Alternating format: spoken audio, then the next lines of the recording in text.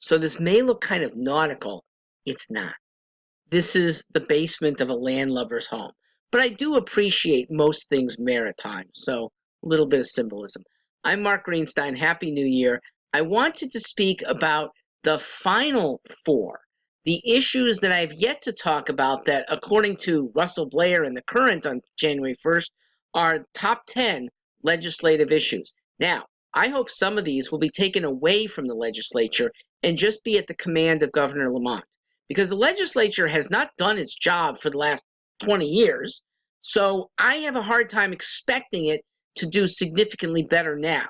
But Governor A sets the agenda. B can take a lot for his own administration to administer almost certainly better than the General Assembly will.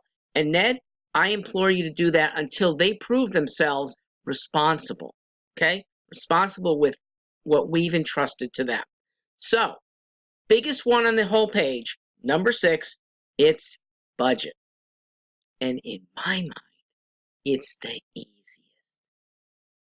Why? Because you solve your budget problems and you get rid of wrangling and hatred by privatizing a chunk of it. Privatize the easiest 20%. The stuff that you're quite certain that Connecticut residents really want and will privately fund. Now, in return, they're not going to fund the Connecticut budget so much. Even conservatives will do this in spades. Conservatives aren't stingy. They're stingy about bad government. When they know they're helping a charitable cause directly, they're munificent. Okay, conservatives do give more per capita than liberals do. You can expect bigger funding for good programs, okay? Because they're not beholden to a state budget that can't do things as rapidly, okay? We, that's conservatives and liberals alike, like organizations that do good with our money. Those that do are going to get funded even better than ever before. Those that are marginal, okay, they could get better. They almost certainly will, because now they have the incentive to bring in more money if they do good. The organizations that are incorrigibly bad, you've had 2 years, you haven't done a good job attracting funds, they probably should go extinct. The public doesn't want them, not in their way of doing things. So it takes the General Assembly out of the equation. General Assembly is meant to be the extension of the people anyway. This makes it direct. And why is that so much better? Because the General Assembly screws up. They are not a very good conduit of popular sentiments. The General Assembly does things that no homeowner on her own would do.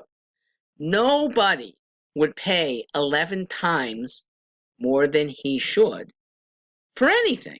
But the General Assembly went and did that with that property, land for a transportation hub in Orange. Okay, finally, the Current caught up to that, and the deal got scotched. Who knows what other stupid things that a family would never do that the General Assembly has just let go. Oh, a lot of times they don't even read bills. Sometimes they read bills, but they don't think it through. Look at how many people were surprised. Okay, oh, how did we actually fund Hartford for $550 million?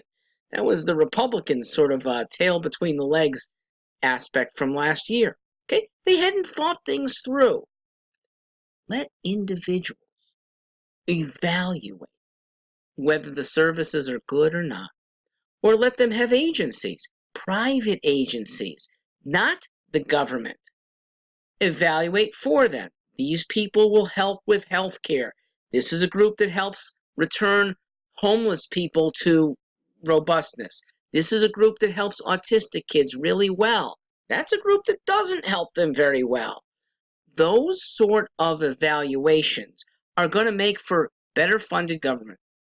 We're going to, I think, end up being a model if you want it. You want to make money off of it? Ready? How about a model that actually works for other state governments that are not as effective?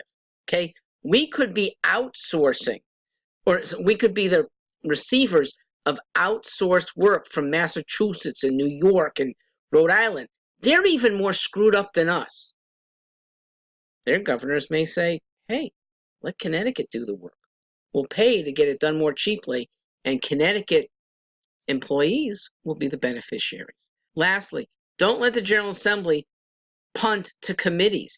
They don't do that very well either. Instead, let General Assembly people divide themselves into committees of their own, okay? Not underlings who are not elected.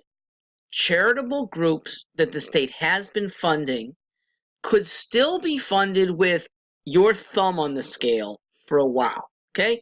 You're worried that this organization might not get the funding that it should according to you, but let's defer for 2 years, okay? Put your thumb on the scale. They'll get at least 90% of their funding no matter what the public says.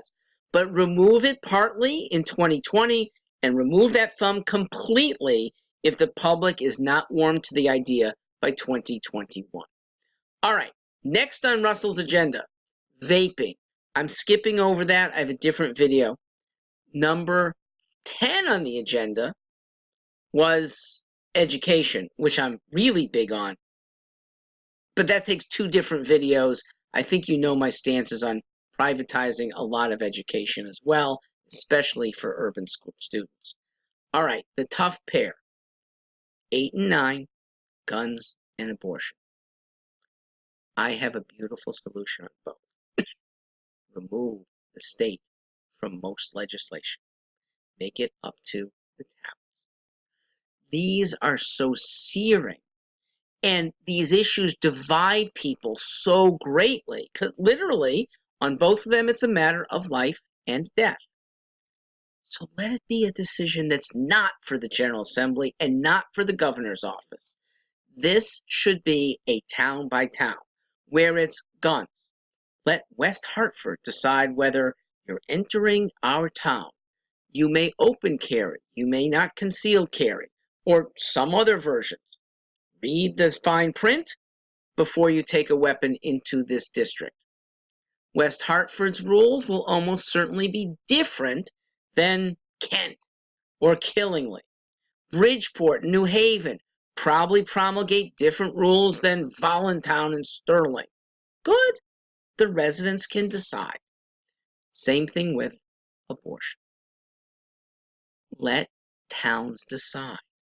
We do want to have a Planned Parenthood advising, maybe even doing these procedures. Others are going to say, we don't want it in our midst. And who is that hurting? Really nobody, because even a young woman who feels she's got to have an abortion, it's 3 towns away, okay? It won't be a statewide thing because certain towns are going to say, yes, you don't criminalize it. I don't think anyone was prepared to do that anyway. Take it out of a statewide issue. You can't win on either of these when it's statewide. All right, my humble suggestions. Happy New Year.